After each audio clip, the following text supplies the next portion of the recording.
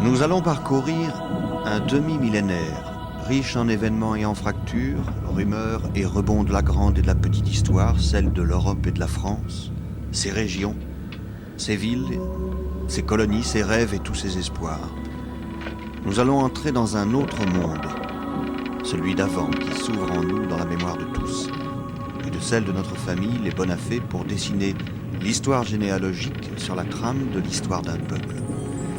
Thierry Bonafé a entrepris de rouvrir notre mémoire familiale avec l'aide du livre d'Edmond Bonafé, collectionneur d'art et écrivain, les recherches de l'historien généalogiste Bertrand de Suduiraut, les témoignages des descendants actuels, un vieux cartulaire et les archives de famille. 1500 à 2000, de Raymond à Karl, de l'édit de Nantes à la bombe atomique, du négoce au commerce électronique, de notre mémoire au futur, car rien ne peut être effacé du passé pour comprendre le présent. Je suis du Nord et je m'appelle Bonafé. Des fois j'y comprends pas grand-chose. Je dis, que c'est de ça, Bonafé, je suis pas du Nord, je suis d'ailleurs, c'est du Sud. Oh, je regarde un peu en arrière, je dis, c'est Sud-Sud-Ouest, hein, c'est ça? Des ancêtres, ils sont un peu... Alors, ils avaient l'accent de Toulouse, quoi. Des Qatars, certains m'ont dit et tout ça. Oh, puis il y avait un grand ancêtre du côté de Bordeaux. Mon mère, ici, Bordeaux, j'y suis jamais allé. La voiture, elle est tombée en panne avant d'arriver. C'est trop loin pour nous, Bordeaux. Encore le sud... Mais là, alors tout ça me paraît fort étrange. J'y suis pas en même temps. J'aime bien ce voyage entre une réalité bien concrète, tu sais, qui est celle du Nord. On s'arrête à ce qu'on sent, ce qu'on touche dans la matière, et puis une espèce de rêve, une espèce d'irréel avec une famille lointaine un peu illustre. Caché au creux d'une vallée du pays Cévenol, au sud des Causses de l'Aveyron, dans le sud-est de la France, la Cosne occupe à 800 mètres d'altitude, dans la partie la plus orientale du département du Tarn, une situation privilégiée dans une vallée haute et large, celle du Gijou. Terre de maigre culture et d'élevage de moutons, la Cosne est le berceau d'une lignée marchande et terrienne, les Bonafé. Raymond Bonafé est le premier personnage de la lignée dont l'existence est connue avec certitude. Il est né à La Cosne vers 1540. Issu des gens de peu, il devient marchand drapier. Il se marie en 1569 et a 3 enfants. Isaac, né en 1572, Marie et Benjamin.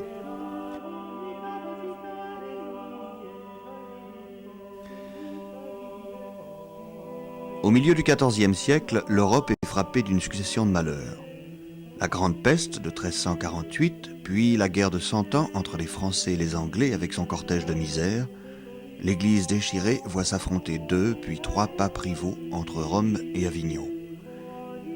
Vers la fin du XVe siècle, la paix est revenue, le commerce est prospère, des explorateurs s'aventurent dans l'Atlantique.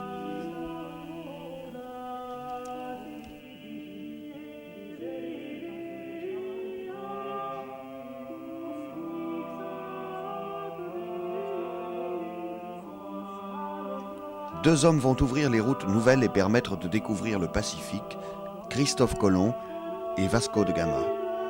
En 1492, Colomb plante le drapeau royal espagnol dans une partie du monde jusqu'alors inconnue de l'Europe, le continent américain. Il y retourne à plusieurs reprises, séjourne dans une île qu'il baptisera Hispaniola. Elle deviendra colonie française sous le nom de Saint-Domingue. En 1515, François Ier accède au trône. Son long règne jusqu'en 1547, période où naquit Raymond Bonafé, est marqué par les guerres contre Charles Quint et le renforcement continu du pouvoir royal. La France se lance elle aussi à la conquête des nouvelles terres en Amérique, grâce aux explorations des marins Verrazzano et Jacques Cartier.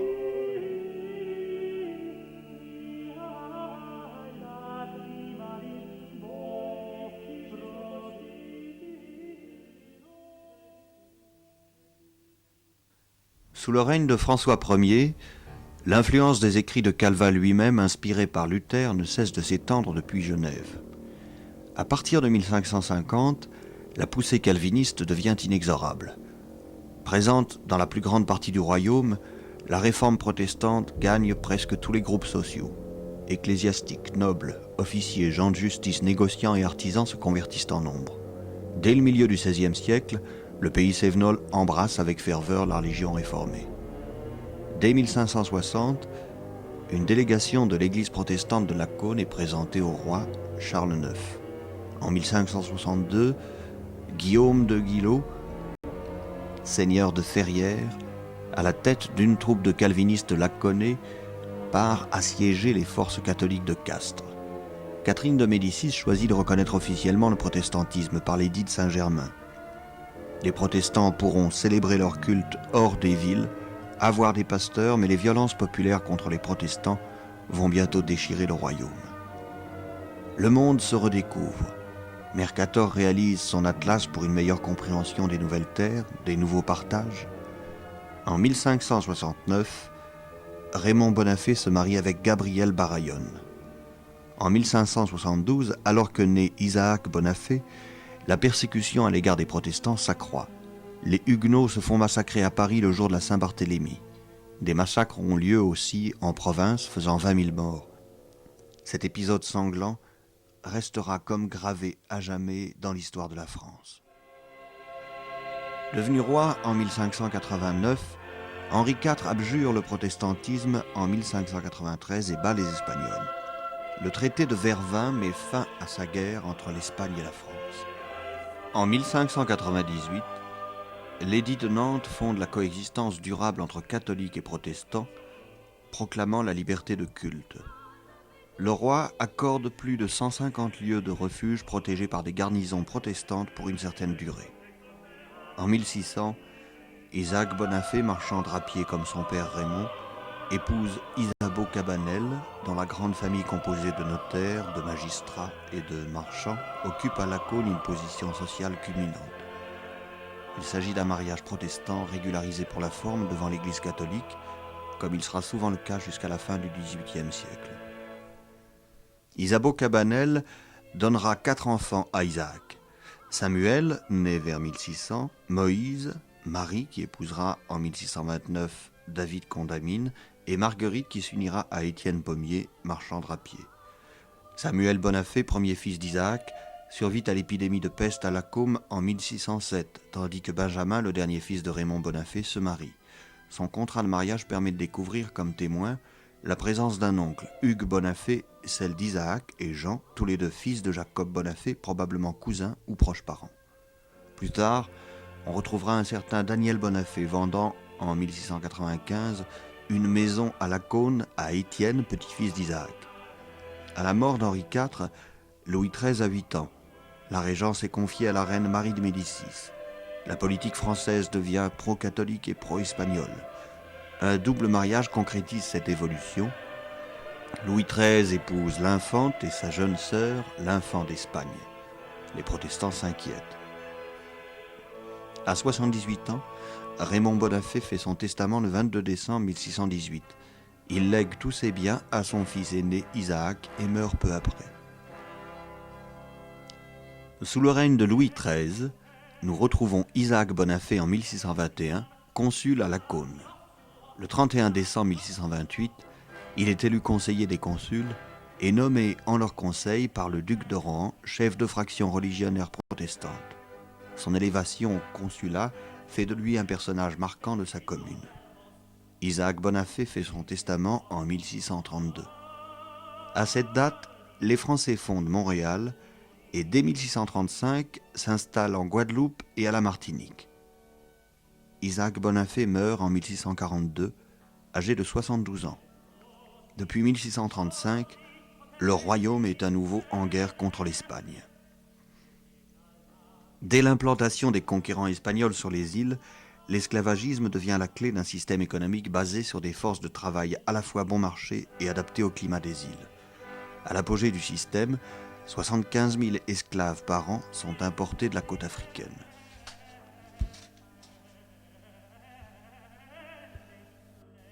Le fils aîné d'Isaac, Samuel, épouse en 1642 Isabeau Nérac.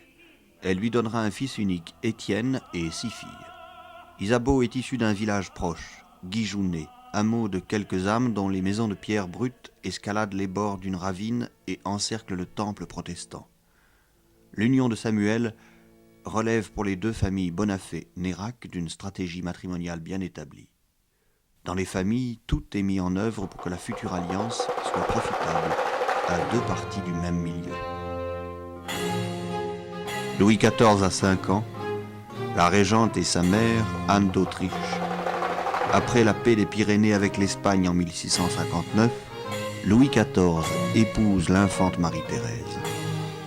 Dès 1661, Louis XIV dirige le gouvernement. Samuel a 60 ans.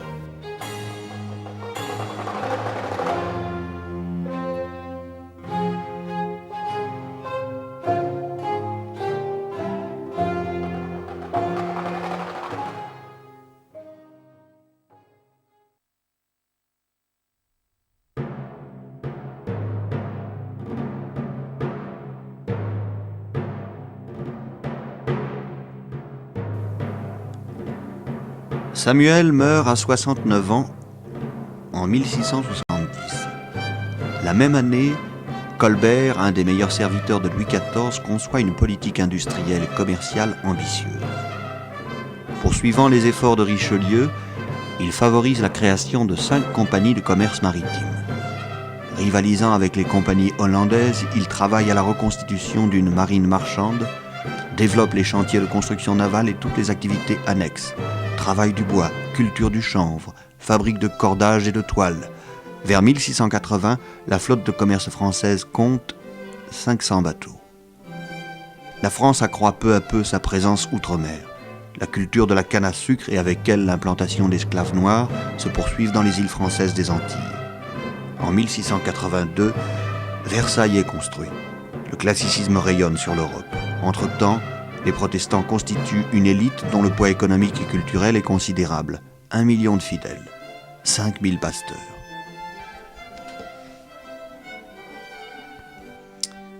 Le 18 octobre 1685, Louis XIV révoque l'édit de Nantes. Les pasteurs sont condamnés à l'exil.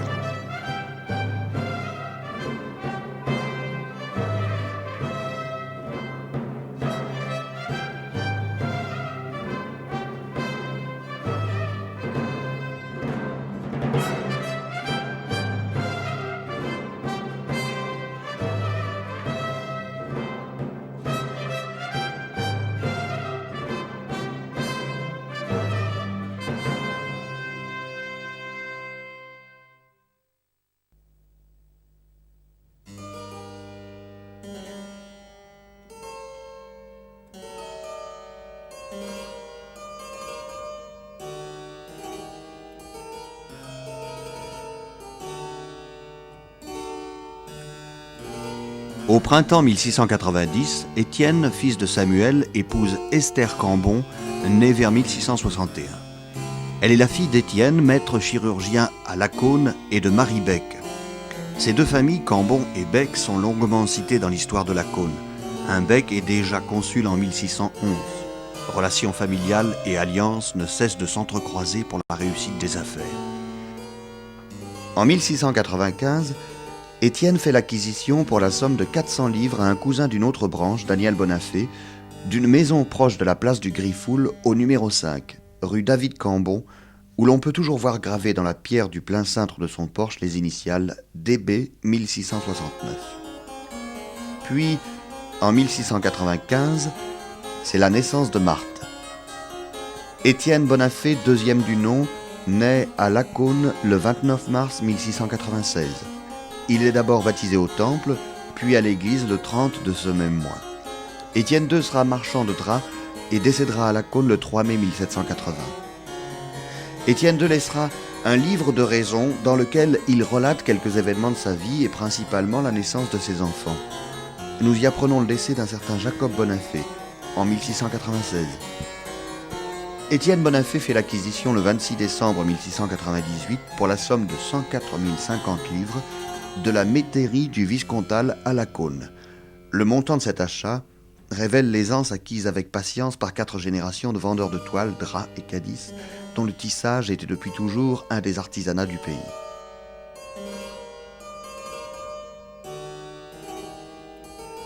Ce domaine existe toujours. Il se compose de près de 100 hectares de prés et de bois.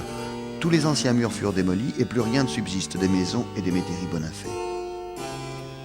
À la suite de diverses successions, il revint à Emmeline Bonafé, lointaine petite fille d'Étienne Bonafé et épouse d'Henri Rabot, qui le vendit au début 1900.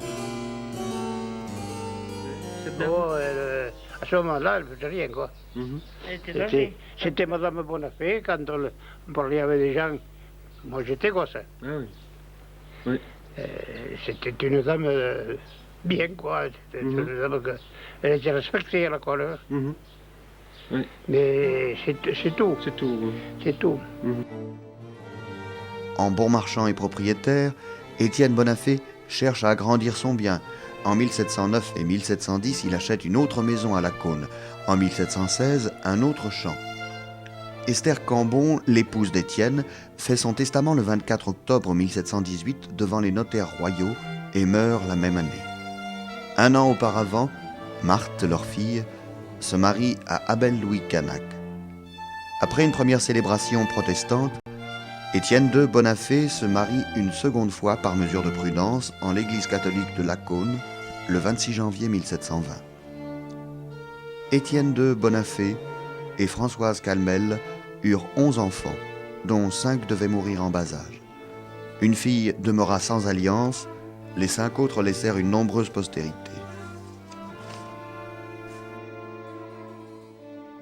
Nous ne retiendrons que les noms de leurs 3 fils. Étienne, porteur du numéro 3 de cette dynastie, François et Marc, le fils cadet. Étienne III est né à La Cône le 28 novembre 1720 et baptisé le lendemain en l'église. La France fait la paix avec l'Espagne. Les immigrations commencent. Le rococo est à son apogée. En 1722 naît Marthe, première fille d'Étienne II. Louis XV est proclamé majeur en 1723, l'année de naissance du deuxième fils d'Étienne, François, futur armateur, baptisé le 29 décembre à l'église de la Cône. À la lecture des correspondances de François Bonafé, à l'orthographe plus que personnelle, on peut penser qu'il préfère l'école buissonnière aux leçons de français du régent chargé d'apprendre à lire et écrire aux enfants de la Cône, à moins que son éducation ne soit faite le plus souvent à compter les moutons du domaine de son père derrière son comptoir de marchand. Dans les années 1740, Étienne III, frère aîné de François, à qui est destinée la succession paternelle, suit à Toulouse des études de droit, bien qu'aucune trace d'activité juridique réelle n'apparaisse par la suite à la Cône, qu'il ne quittera plus de toute sa vie. En 1756, Étienne III épouse la fille unique de Jean Bec, sieur de la Gave, ancien procureur du roi à la Cône, et de Suzanne Pommier. Sa femme porte le joli nom de Marquise. Veuf en 1769 et sans postérité de sa première union, Étienne III, alors âgé de 50 ans, se remarie en 1770 avec Jeanne Galtier. Il se contente de gérer son patrimoine sans cesse agrandi et placera plus tard quelques fonds dans les affaires de son frère cadet François, le futur armateur bordelais, avec qui il ne cessera de correspondre. De son second mariage viendra un fils unique, Étienne IV. Né en 1772, maire de la Cône, de 1798 à 1816, membre de l'Assemblée protestante de la ville. Après le décès de son père, Étienne IV Bonafé héritera du grand domaine de Constancy et de la majeure partie de ses biens. Il épouse Jeanne-Lucie de Calmel de Basse-Vergne, qui lui donnera 9 enfants, 5 filles et 4 fils.